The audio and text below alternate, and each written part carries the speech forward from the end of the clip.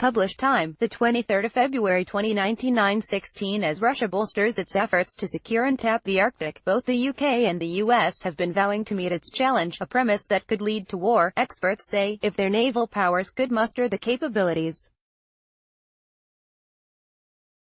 "It's nobody's lake," said US Admiral James Foggo in a recent interview with US media, the latest in a string of American warnings against Russia's northward push.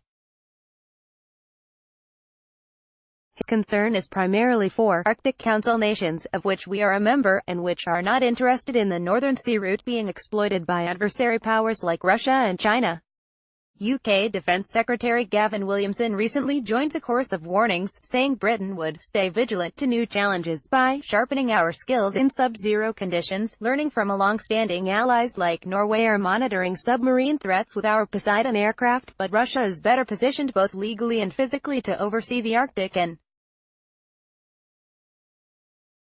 while still dangerous, the bellicose statements carry little weight for the reality on the ice, experts have told RT. Bravado for domestic consumption. Williamson's promise to defend NATO's northern flank from Russia must be viewed in the context of current UK domestic politics, believes security analyst and former UK Army officer Charles Shoebridge. With Brexit just around the corner, Williamson is drumming up the Russia and China threats so that other European nations aren't tempted to turn to the EU for its security, but must continue to rely on the US and UK through NATO. Ultimately, he could be aiming just for political gain. With the UK in political turmoil, it often appears that Williamson is even positioning himself as a future candidate to replace Theresa May as PM. Likewise in the US, James Foggo's "nobody's lake" comment was tellingly lacking in detail as to how exactly the U.S. is going to keep Russia out of the Arctic, says retired Colonel Mikhail Kodarenik. James Foggo's statements at this point are of a purely political nature.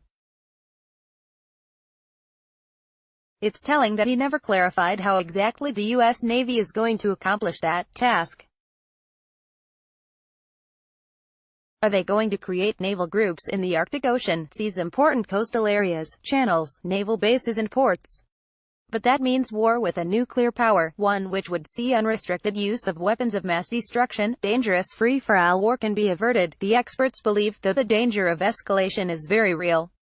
The situation, according to Kodarenik, is complicated by the vagueness of international law regarding the Arctic. James Foggo's statement is a fresh indication that the Arctic is becoming an arena of global rivalry over transport lanes and natural resources, Kodarenik said. World history knows no precedent of such a rivalry playing out without considering military factors.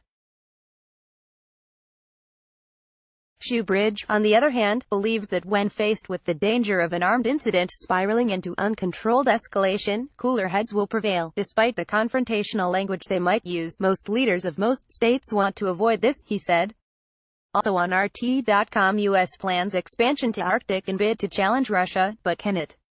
Questionable claims and capabilities. The U.S. seeks to deny Russia and China the use of the Northern Sea route, but the lane goes along the Russian coastline, which, under international law, gives Russia a degree of control over it, something Russia should lean on when defending its rights to use the waters, says Kodarenik.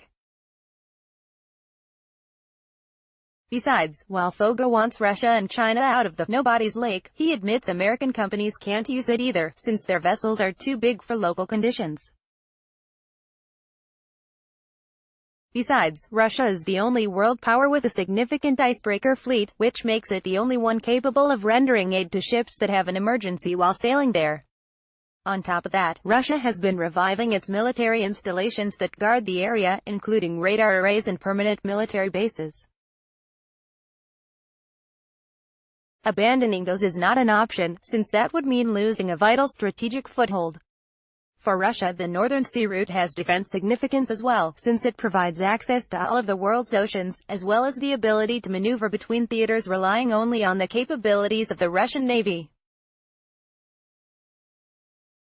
At the end of the day, the only ones undoubtedly standing to profit from the opening of the Arctic arena are military-industrial contractors, with the U.S. Second Fleet revived for the sole purpose of containing Russia's Arctic ambition. Navy contracts are bound to follow. Also on RT.com, Cold War is good for business. U.S. contractors rejoice at the new Red Scare. Subscribe to RT newsletter to get stories the mainstream media won't tell you.